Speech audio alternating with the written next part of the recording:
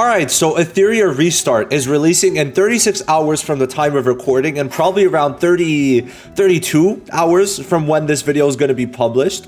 Now, in this video, we're going to be going over Pridewind's tier list that they did just publish. I am part of the Pridewind staff team and have been just watching in marvel as both Xyro or Glorp and Big Bear have been working their magic, and I've seen them put a lot of work in. So big shout outs to the whole team, everyone who's worked on this site so far. You'll see a little work from me on the reviews, but hopefully once I get more accustomed to the game, I'll be able to help out with especially the PvP tier lists.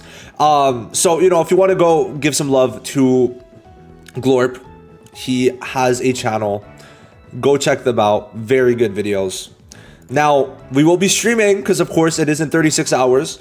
So I would love to see you there. We will be releasing a lot of Etheria Restart content moving forward. And there are character builds. If you want to literally go to any character for more late game builds, like, these things look fucking beautiful. Okay, once again, shout out to... I'm pretty sure this was more Big Bear, but I think Glorp might have done stuff. Now, there is a table view. We're going to be kind of caring only about PvP in this video, all right? PvP is the main focus. And, I mean, the other ones, I'm not really going to go too much into. I think I'm going to wait more for global launch or also just another video. I could just make this a separate video, but I want to get you guys accustomed to PvP in both the AI and RTA. So there is essentially, these are the bosses which you're going to get your shells from. There's union bosses, and then there's campaign included with other PvE content. But then PvP versus AI and then PvP versus, well, another player are both going to be separated. Now AI, what I asked, and it's essentially half counted defense because you're basically fighting a defense team, right? So it takes both into account, both you attacking and both defending teams. So that's very important as to why the actual ratings will change. And then RTA, which is obviously player versus player with bans. Now then, criteria for PvP, AI, and RTA. PvP is an important part of ER, and we plan to split the ratings again, this time into two, AI PvP and RTA PvP, since some characters will shine more when you will be able to manually control them in the RTA environment. Characters are rated at level 50, skills upgraded to level 5, characters with their most optimal modules, which, hey, you can check out yourself on Pridewind, link down below. And then characters are rated as if they are equipped with their best in slot shell, both on auto and manual play, trying to average their best performance. For characters that rely on specific team or teammates, we're assuming you're using them with them, which is fair. This is a team game, and you got 3 other slots, bucko, right? That's very important. So that's going to be the main thing for the criteria. Now then, the roll and tags, I mean, DPS, obviously trying to do damage first, but they may also help the team or hinder the enemy in other ways. Control units that disrupt enemies' flow manipulation via turn meter, speed decrease, and crowd control. I don't think this goes for everyone. I'm gonna have to ask about this because not everyone under the control tag we could really say this about them.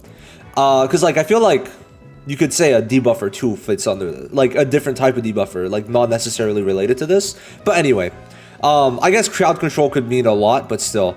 They usually can still do damage, yeah, but their primary role is to hinder enemies. Now support, units that focus on providing buffs to allies, and sustain, units that focus on keeping the team alive via healing, shielding, or being a tank. There you go. Now I'm gonna just flash this on screen, and if you want to read it, go ahead, right? There is the zoom feature if you're on mobile. But we're gonna just head ahead. It's pretty self-explanatory what exactly it is. Now the red ones are usually things that are bad, green is things that are good, and I think blue is just abilities that they have. I think that's just all it is, right? So yeah, let's head into it. We're gonna start with RTA. So we're gonna go down the first list and then kind of just go from there. All right, so Hoyen is not going to be in the beta, but it is safe to assume that she is still going to be very good. This girl works on losing her HP and then basically ignoring defense based on that max HP that she lost. And what's very important also is that she's also consuming 50% HP, which is going to let you get a bit higher on that. But it being 480% while defense ignoring is insane. Okay, that's something that's really, really good. Now she's also able to kind of like stall in a way, like kind of save herself from death, and that's gonna allow her to use the ult or her S3, right? Because it's gonna basically stop her dying, heal, and then use execution, right, which is the S3, and then it's gonna give a 4-turn cooldown instead. But considering you just got rezzed by yourself and you just used it while dying, right, I think that's fair. Now when she kills an enemy, she actually is going to be reviving, which is going to be really good. So all of these things kind of put together are going to be very, very nice. Now then, she's also able to increase her attack too, right? Which is going to be just overall, like, her damage is the main thing. And I mean, it makes sense. In terms of DPS, I think she is just one of the only units that could, like, really go and one-tap some of these more tanky units, such as Tiamat. So that's something very important to keep in mind. Now, Mazai is very straightforward, but he works very well.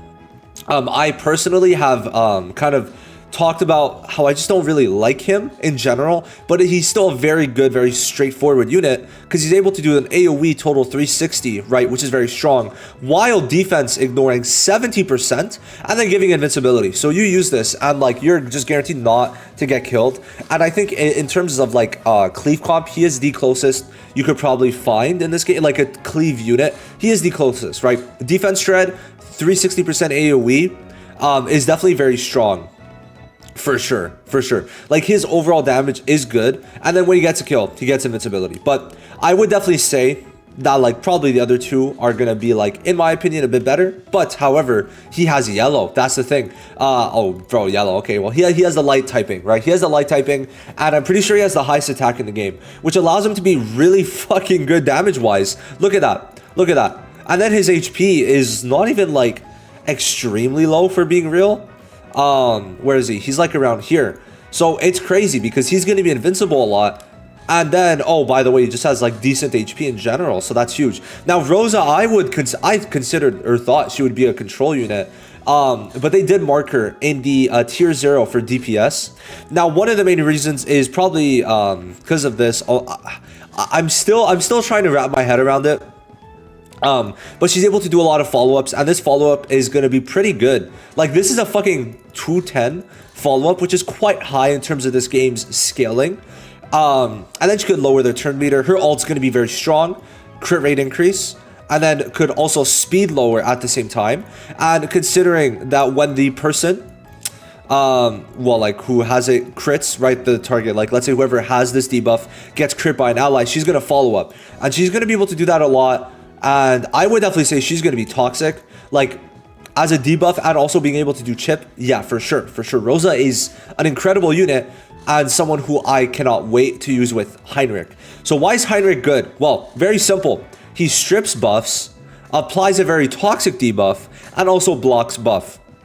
So he either is going to strip a buff, right, dispel it, and then if there's no buffs to dispel, he's going to apply a 7% crit damage and crit rate increase, right? And this is going to be extremely strong because every single last words on the enemy, which he could apply up to 3 on his skill 2 AoE, right? Every one is going to give a 30% crit damage increase, allowing his ult to be strong because not only could it strip, it could also apply block. And then if there is the last words debuff, it's going to do an insane damage increase. And he's dark typing. So for PvP, my guy is going to be cracked out of the ceiling. Now, they really liked Lilith. So basically, she does an AoE, right? Which puts this debuff. And this debuff is essentially, well, a bomb. And it's gonna, first of all, it's AoE, right? On all targets, right? First is that it does 30% of Lilith's max HP. But second, it stuns. Now, what do they decide to do? Maybe, bro, it's stupid. Maybe, let's immediately make her gain an extra turn. And then make the skill to detonate the debuff so everyone gets stunned, right? Or sorry, no, only on one of them. My bad. Only one gets the stun. However, why not? Why not do a couple things? You're gonna put a speed minus, guaranteed AoE chance, and then the person who you did stun and did detonate it on, the one person gets their turn meter set back, so they're not really gonna play for 2 turns, right? Because 1 turn they're stunned, and there's still like 100% turn meter back, right? And then like 1 turn later, everyone else is stunned. So yeah, it is very, very good. And just why not try and get her to get an extra turn on the skill 1? It's honestly a pretty nice, fun RNG little team play, or like unit play, because like usually skill 1s have something that they're actively doing, but this is like, okay, if you get this off, it's gonna help with your cooldown, which is pretty good. I do like it. Now, Doki Doki is a very, obviously, I mean, anyone in tier 0 is gonna be very good. That's without a doubt. That is without a doubt. Now, the best thing from Doki Doki is the data stream. Okay, now what is data stream doing? Well, every time you have it, up to 6 times. Oh, it's 12. Wait. Oh, shit. Oh, wait, I have to change. I wrote 6 in my summary. I was mixing it up with backup. Anyway, you can get this up to 12 times. Yeah, that's even better than I thought. This is up to 25 extra points of speed and damage dealt. What's crazy is 25 points. Whoa, I'm actually losing it. Apologies, 30. I cannot do math. So for 30 points of speed, that's almost the like difference between the highest and slowest unit. That's how much speed you're getting, right? That is how much speed you're getting. If we go to the character stats, the quickest is 133 and the slowest is 111. You get more speed than there is between the gap of the quickest and slowest unit at max stacks, obviously. So it's going to take ramp up, but essentially you're going to be able with your ult to increase turn meter 8 times, which is pretty interesting how it works. It does it to the person with the lowest turn meter, but then also whoever gets applied with that is going to get data stream, right? And then you could also apply data stream here, right? Which is also going to be pretty decent. Now the backup, how backup works is, I mean, it's definitely pretty good because you could purify, right? One stack of backup purifies 3 debuffs, and then also going to give you data stream, which is going to allow you to get very quick, which her being very quick is quite important at the same time. When you do consider, I don't think, is there supposed to be a speed plus? No. I guess data stream. Yeah, no, I see. But maybe I'll just screenshot that. Now, it's going to be important when it's 5 turn cooldown. You being quick, you getting to your turns quicker is going to be very important. But no, overall, like a damage and speed increase together is going to be very huge. Very, very huge, especially like for 2 units who, for example, are close in speed, right? That's definitely something to keep in mind. Like, it's going to be important if Lily and Klaus have the exact same speed and you want to go first, right? It's going to be important when it's a Heinrich or a Tsukiyo and you want to go first, right? So all these instances, and Doki Doki is, I mean, just going to be the quickest unit in the game when she actually builds up. So there is that to consider.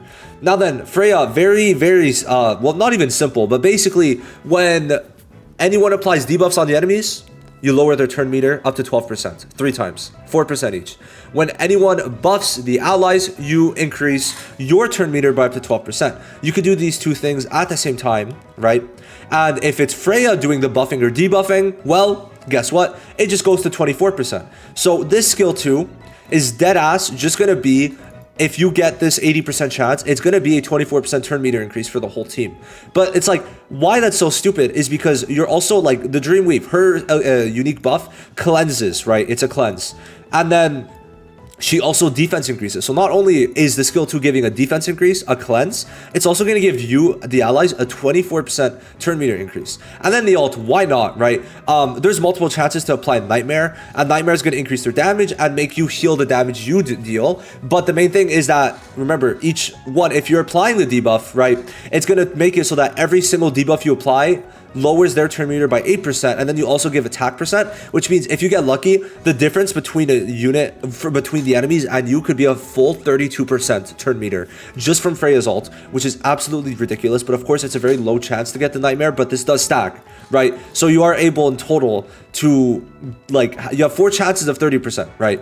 But you guaranteed get this at least, so it's very strong. Dreamweave, I would say, is the better one out of the two, but both are very good, allowing her to do a debuff and a buff, and considering it also counts for the rest of the team is insane.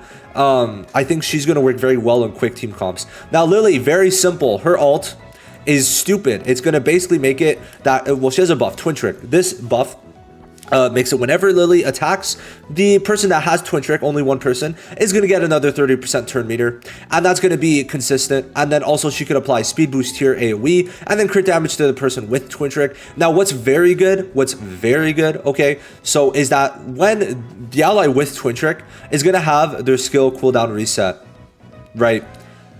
That's why it's good. So like you could like Heinrich ult, go for the skill 2, then Lily ults, Heinrich ults again, right? That's something that could happen. And you have to realize Heinrich is going to get multiple more turns under this setting, because remember, she's giving an extra 30%. So for example, if you're running this with someone like Tsukiyomi, which we're about to go over, I think, yeah, it's going to be a very quick team comp. So let's go into Tsukiyomi. I'm not getting over this name. So how this works, her ult is insane. So she could increase target allies turn meter by 100%, then increase your own by 35 and give all allies attack and speed. So this is what I mean. Like, you could give Heinrich an extra turn very quick, and then with Lily, it's going to start going boom, boom, boom, boom, boom, boom, boom. So it's very good. This is one of the best ults in the game, and the most, I would say, arguably the most oppressive in PvP if you get to manage and actually use it, right? And if you have Codex, oh boy. Oh boy. Actually, do want to see, not teams. I want to see the builds. Does it have, yeah, Codex. Oh, actually, is only it's only no, the support ones. Yeah, that does make sense. Codex is gonna make her have the chance to like lower the full cooldown, right, of her ult again. So use 2 ults in a row, which is why it's pretty crazy, right? So yeah, no, Tsukiyo, very good, and she's gonna be increasing turn meter a lot, which is why she's goated. Now Ling Luo is a free unit, huge, and she's able to give immunity and just do goated heals. Okay, that's the main thing. She's going to be healing a lot and purifying. Now purifying, especially when there's so many debuffers, right, is very important. Okay, it is very important. So that's something you have to consider. But she's going to be one of the main like perpetrators for a stall comp, which I actually love. Stall teams, I don't know about y'all, but I do love it. And I think it's going to be pretty fun using Ling Luo when we get her a weekend, or if we get unlucky and get her early. Now Tiamat, well, let's explain the second best unit in the game, because Heinrich, my goat, baby girl himself, is #1. Okay, but why she's good? She does everything. So she's good at taunt. First of all, she's tanky as fuck. Okay, I want to make sure it's understood. Highest HP in the game by a gap of 2,000. Okay, so keep that in mind. So she taunts, right?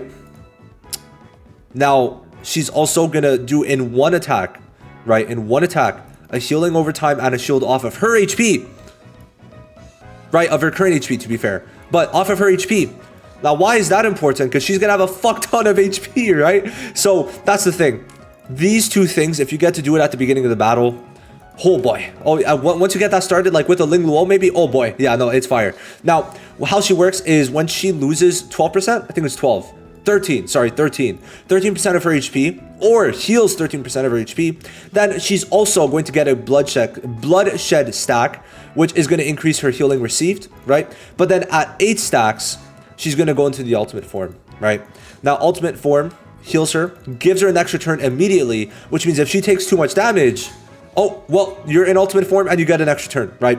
And then she's going to be DPSing her way through. It's 15% of her max HP, and then also true damage of 13% of her initial, or her current, and then she heals 20% of the damage dealt. Now, why 20% of the damage dealt lifesteal is important? It's because she's doing an AoE off of true damage and her max HP, which means AoE, it's not just one person. You're going to be doing a fuck ton of damage and probably getting close to full heals, which is very important. And then when you do that, well, guess what? She's also, if she keeps on getting low, and then going back up, and then getting low, going back up, right? She's going to be able to keep getting bloodshed stacks and keep her in ultimate form. Because turn 1, does it show? Yeah, turn 1, it takes 2 stacks. Turn 2, it takes 4 stacks. Turn 3, it takes 8 stacks, and 16, so on and so forth. So that's the important thing. Now, something else I didn't talk about is she essentially gives the other allies 25% damage reduction. When you combo that with a heal, a shield, a taunt, and then also good DPS, that's insane, right? So she takes the damage of other allies, which is very important because this is going to allow her to get extra bloodshed stacks even in ultimate form. And by taking damage, this also does mean that she is going to be able to heal herself more, to get more stacks, to keep herself longer. Like insane, ridiculous unit. So now let's get into this. We're going to go a bit quicker through this. Now then, boring is pretty good. Overall, pretty simple. Does require a lot of help, I guess you could say. His max HP is going to be increased based off his attack, which means he's going to be rather high HP. And then besides that, he's just doing a lot of damage. His ult, when there's only one enemy remaining, he's going to work very well as a last stand unit. His ult is actually going to do 740%, which I'm pretty sure is the highest multiplier in the game, which is very important to consider. And then he dispels buffs, AoE, 1 buff, which is really good. So overall, he has a heal, he has very high HP, and then very strong ult with a good buff dispel. Now, I would say Romaka is pretty good because she basically does damage, the splash damage, and if she kills the main enemy, it's splash damage for 100%, otherwise it's only 33%. Splash damage could be really crazy, like if you're already killing an enemy, the others are going to take a lot of damage, and she does stun, right? She does stun, which is pretty good. Now her skill 2 is going to do good damage, alongside her skill 1 having a chance to apply a speed minus, right? Now, what I do think is interesting is that she does require kills, which is something that we have to keep in mind. Like, you need to kill with her or else her kit is kind of worthless, because when she gets a kill, she reduces ally skill cooldown, and then when she gets a kill, she's going to do more damage AoE, which is very important, right? So that is something to consider, is that she is a bit hungry for kills in that sense, right? That's definitely something to consider. Now, Rin, damage-wise, could definitely do a good amount. Like, a 300% AoE is pretty nice. Her getting a speed boost is pretty fire, especially when it increases the final damage with this speed boost that is 30% extra. She has very high speed also, which is huge for sure. Now, this is also going to be pretty good. Like, the speed minus is nice, right? And this is good. Like, overall, her damage is not bad. Like, she's actually going to have some pretty good use cases. Her increasing her speed is actually very good, especially when it's a 300% AoE, right? That is quite strong with a damage increase. I definitely understand why she's good, right? Now then, unfortunately, Hellkid had to, well, probably would have been in tier 0, but unfortunately, he did get a bit of a nerf. So essentially, before, why he was so good is because whenever he just did damage, he would get a Shroud Barrier. Now, Shroud Barrier is his unique barrier, which is basically debuff immunity while the barrier is up, right?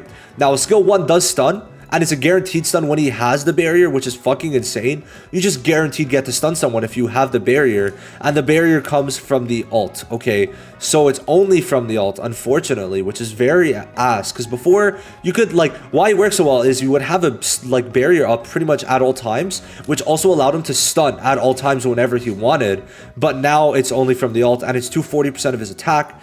It's going to do okay-ish damage, but definitely the barrier is going to be very, very good, because it's going to give AoE debuff immune while helping everyone tank better. The thing is, it's just like, you need to have that barrier up for his kit to really be good, right? Now, to be fair, what we have to consider is that with the skill 2 AoE, right, it's also going to add, like, they increase the damage of this, which is cool, right? It's going to add to his barrier, right? So basically, 50% of his damage that he does will be added to the Shroud Barrier, but there is a cap, which is a problem. Before, there was no cap, right? Which is definitely important when you're ulting, for sure. But it's still 300%. Like, this is pretty good, especially with an attack minus AoE. Like, yeah, and then he stuns. Like, this guy's good. For RTA, I think, like, he reminds me, I keep on saying this, my GOAT Steel style from Magical Index is definitely who he reminds me of. Now then, Kraken, in terms of control, his freezes, right, are going to be very good. And then he's going to have Deep Frozen. So basically, they cannot act or gain turn meter, which is fucking insane, right? And then also, it could continue adding on. Like, it could continue stunning if the enemy is below 50% HP. It's crazy. It's crazy. It's crazy. It's crazy. With a stun, turn meter knockback, and defense minus. I mean, bro, Kraken's really good. Now, Marvel, honestly, he did remind me a bit of Zhang Liao. I don't know why. It had a very similar vibe to him, but speed minus and res minus. Now, res minus, what does that mean? Well, basically, it's going to lower the chance for them to block debuffs, essentially, is how this is worded. And also, turn meter reduction. Like, this is fucking insane. And then a silence. And then could also steal turn meter. Like, bro, I really want to use Marvel. I really want to use Marvel. I'm not going to lie. Now, Veronica is basically... Why she's good is her ult. Okay, 80% chance to steal buffs. Now, there's also a 50% chance to spread it to all of the allies. Now, why that is unfortunate is because before it was guaranteed. Before you guaranteed stole every buff, and you also guaranteed to spread them to allies, and then put Soul Ward, which means you cannot die for a turn. But now, allies can still not die, but there's only a 50% chance for them to spread. So it's like very low ceiling. Like if you don't proc either of these at all, very low... very low floor, but very high ceiling, right? I mixed it up. Very low floor, but very, very high ceiling. She does have a shield and then attack minus. And she could also get her turns rather quick with this, right? When she's attacked, she gets turn meter, which is actually a really nice thing. I like it. Now, Viper also going to be one of my favorite, more liked units, because he puts an attack and speed minus on the ult. Now, where is it? Yeah, here it is. So when he gets 4 stacks of Serpent Skin, so he gets 2 at the start of the battle, he gets 1 here, and I think he has to get it passively through this. I'm pretty sure. So when he gets to 4, he's able to use his ult again. So you're going to have some funny shenanigans, because this also dispels buffs, where you could use the ult right away. You could then skill 1, you're going to ult again because you're going to get to 4 stacks. And then you're going to have your ult again. So you're going to ult like 3 times in 5 turns, I think. Or 6 turns. Which is really insane. Because then the skill 1's also applying silence, right? Now, reduce damage taken by all allies from critical hits, which is really good. Nice little Heinrich counter, but not really. He could also counterattack. And the counterattack, why this counter is important, right? Is because it's going to give counters in this game activate the skill 1 passive, and it's going to give him a Serpent Skin, so you're able to get the ult quicker again, right? Which is very important. And if an ally receives a crit, I mean, that goes to 60. Shit, love to see it. So overall, very good, because you could spam this ult like very fucking quick. Okay, like you could get this every 2-3 turns easily, and like I'm saying 2-3 turns from the passive, which means you're going to like use this like twice in 3 turns, twice in 4 turns sometimes, which is insane, right? So that's it for control units. Beontin, basically she revives, gives some good buffs, and she could do multiple revives, which is very good. I mean, listen, revive, attack increase, crit damage increase. It's all very good, and that's why she's there. I want to go a bit quicker. Chiaki the Echo is overall a very strong unit. So why is she so good? I mean, listen. Turn meter increase alongside an attack plus stack, and then also if they already have the attack plus, giving Ave Maria, which is very strong, because you cannot have your effects stolen, so bye Veronica already, but then you can now have your turn meter reduced. And then I like this, but this is AoE, and it's going to increase turn meter by 5% to all other teammates, but then everyone has this, so it's going to increase it by a good amount. Now, you could also put this, right? Another Ave Maria, which is fire, and then more attack plus. So, like, overall, very good unit. The turn meter impossibility to lower it, and then making sure you could increase it, fire. Now, Rahu. Rahu's great. So, basically, he's going to be doing pretty decent damage, but he is rather a support, right? It's not, there's no law saying that supports can't deal damage. So, why I'm saying that? Well, okay, he stacks off defense. Sorry, he does damage off of defense. His ult gives him defense. His passive increases his defense, so you're going to be able to get his defense quite high, while his skill 1 is going to also lower defense, and he does have a follow-up. So that's very important. He could also cleanse by using Wrath stacks. So start a battle, he gets 3 Wrath stacks. He gets 3 Wrath stacks here. Whenever 4 actions are taken by allies, he gets a Wrath stack. And then if they use a buff, then I guess a buff. If they don't attack, then he also gets another Wrath stack. Now, the thing is, he could also, like, what's it called, I guess, transfer debuffs and like basically cleanse them of their debuffs, which is gonna be quite good, right? Gonna be quite good. And his damage is definitely going to be high while giving defense, while cleansing and following up to put this defense minus. Rahu's going to be pretty sick. Now Mia, I'm not like, I don't fuck with her that hard, I'm not going to lie. She has a max HP heal, reduces all allies cooldown, and extends buffs. The buffs is the only really cool thing. The buff shortening is pretty nice, but at the same time, just run fucking like a cleanser at the same time. But she's doing this with everything else, which is pretty decent. Now, she could knock back, well, has a chance to knock back turn meter AoE, while also dispelling buffs from the enemies, which is decent. Her heal is quite good, and she does give a shield. She's also able to increase her damage reduction, right? So her being pretty tanky, alongside the fact that she's like healing, extending buffs, lowering skill cooldown, it is pretty good. I'd say my only thing is that like I'm not valuing this, but 4 cooldown is like, it's not the highest, but it could definitely be a bit lower. Now, Sania, very good unit. Okay, very, very good unit. She's able to increase max HP, which, dude, remember, Tiamat is doing a lot of damage based off max HP. Okay, on her ultimate form. This is fucking crazy, by the way, because this is her, right? What for the wait, no, this is only an ally, I think. Yeah. Now, this skill also could revive, right? Which is very strong. But it's mainly the max HP, and then also being able to heal. So this is her passive. Every turn she heals. She just heals at the end of the turn. The 2 allies with the lowest HP of her max HP, and then purifies debuffs. Insane, right?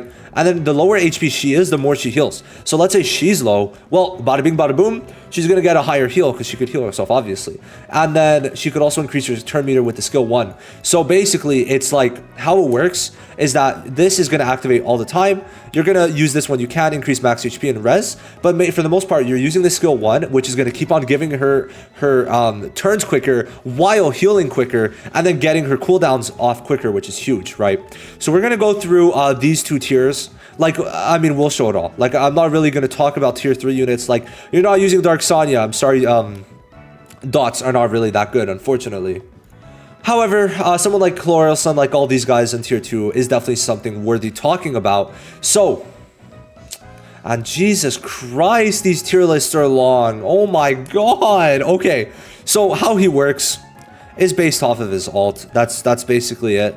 So Chain Lock, first of all, what it does is he does more damage, but also he takes more damage, which is a pretty interesting thing. Now, he has a pretty decent AoE multiplier. Single target, my bad. Now, he applies Doom Toll. So, when the person who has Doom Toll takes damage 10 times, it's going to basically, it removes it, right? And then it's going to activate the ult, right, to Doom's Resurge, right? So it's gonna like cast the ult immediately on the enemy. Now furthermore, right, the final damage does increase the more you use it, up to an extra 100%, which is gonna be a very high multiplier, right? And then what's very interesting is that you're also gonna be making sure they can't res, right? Very strong. Now something else, if the person with Doom Toll dies, the effect transfers to someone else with the highest attack, which means the person with the highest attack equals usually DPS.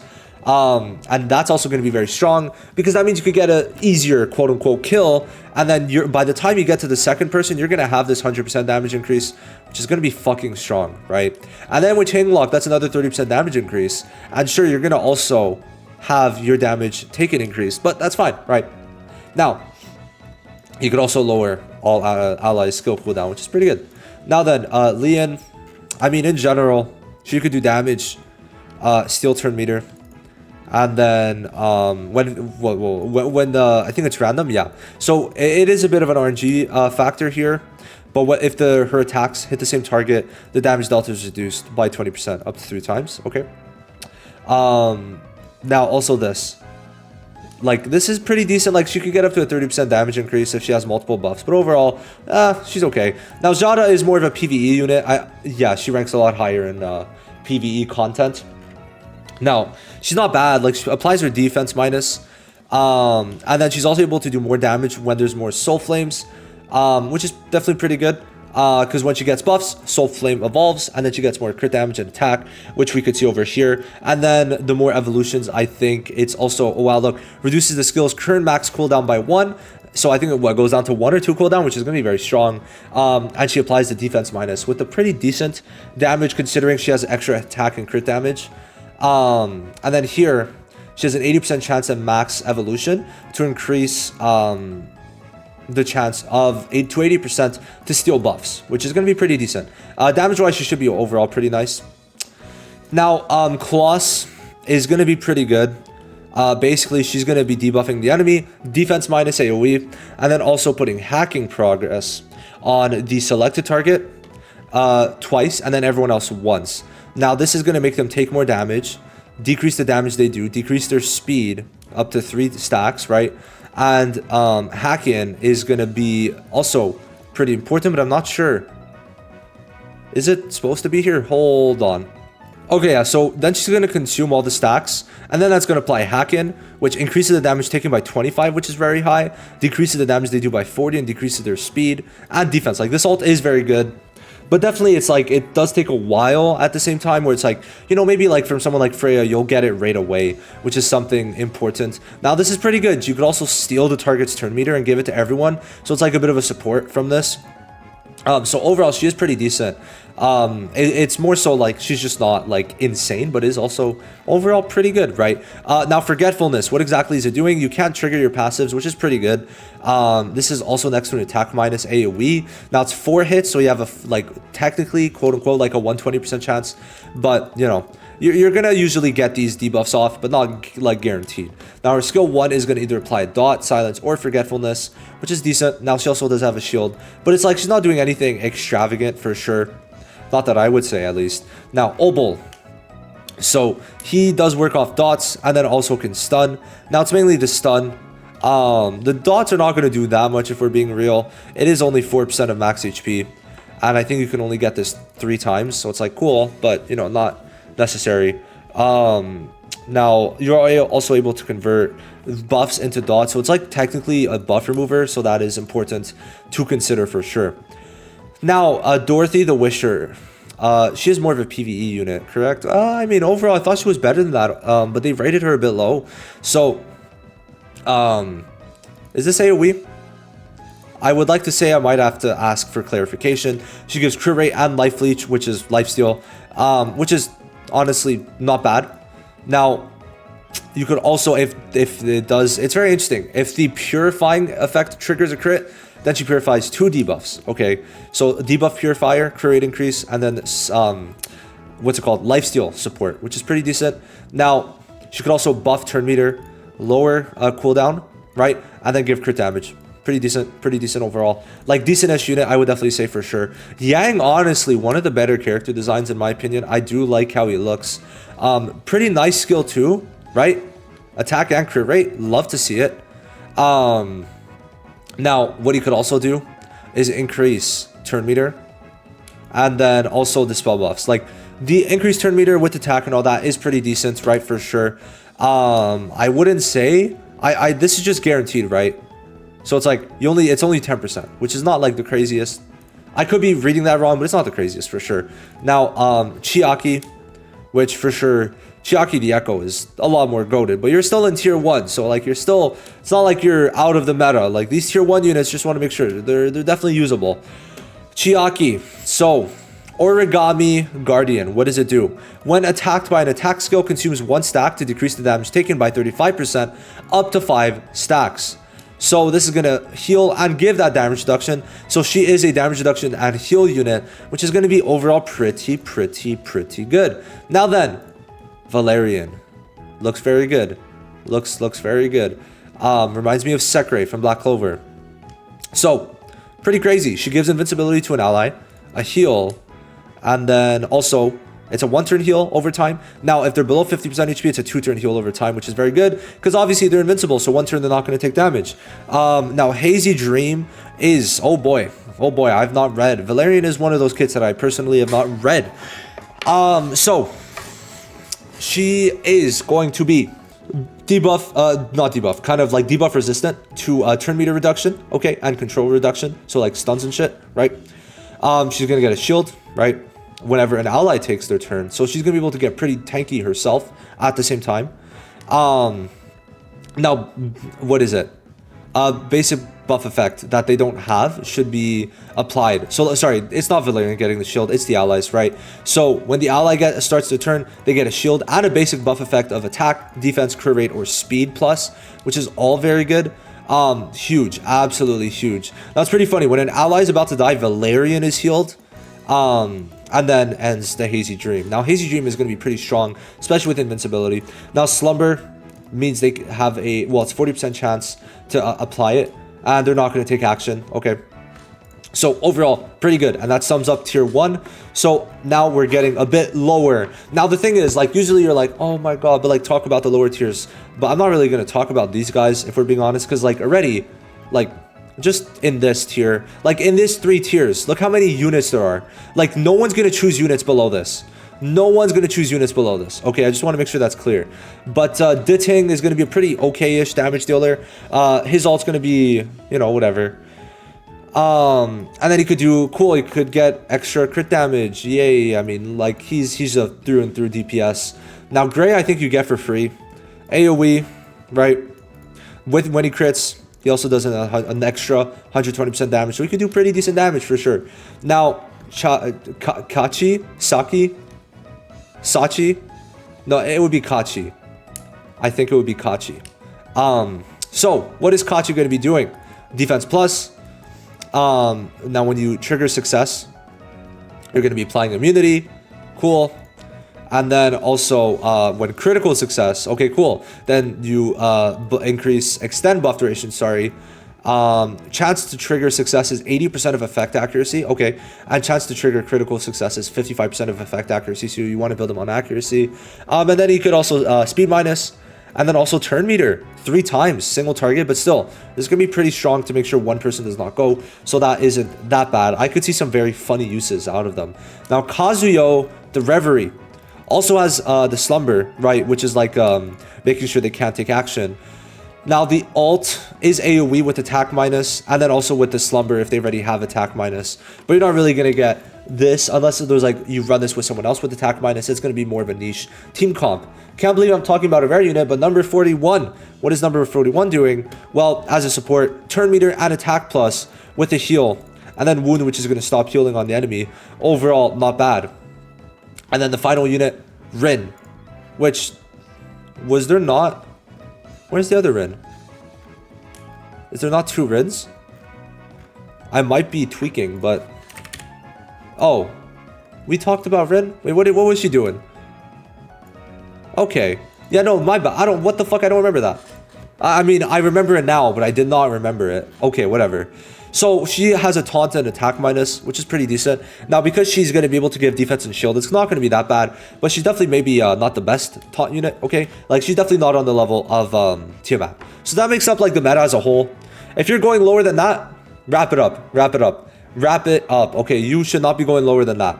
So, I did say I was going to do AI. I think I'm going to probably put a disclaimer, but, yeah, we don't got time for that shit. This was already 40 minutes.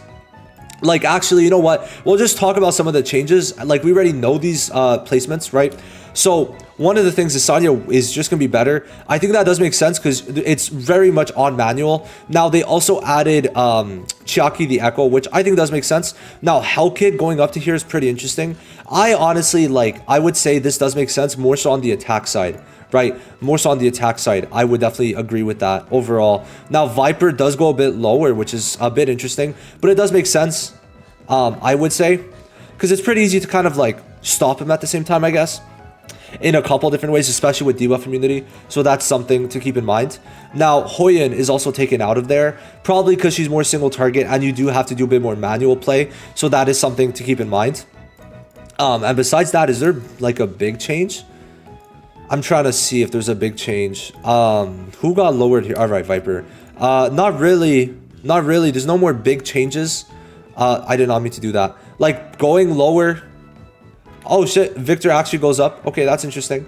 So, Victor is going to be kind of, like, tanking at the same time and doing damage. Like, it's okay. I'm just like, if you're going down like to tier 1, I don't really see why you should, unless it's very niche teams. And the main reason I say that is because there's so many units in tier 0 and tier 1, right? You're going to be able to select a unit, right? You're going to be able to get Lingluo for free, right? You're going to be able to use SRs for fucking DPSs, right? You're going to be able to use SRs for control units. So it's like you have so many options in just tier 0 and tier 0.5. And like you could also extend that to tier 1, but I just don't think you should go really lower than that. But yeah, that's going to be the PvP tier list. Hopefully this gave you a bit more of a comprehensive look on why these units are so good. And yeah, that's kind of it. This was me adding a bit of a critique and also breaking down this tier list. So that's going to be it. Thank you guys for watching. Like the video, subscribe if you're new. I'll see you in the next one. Bye-bye.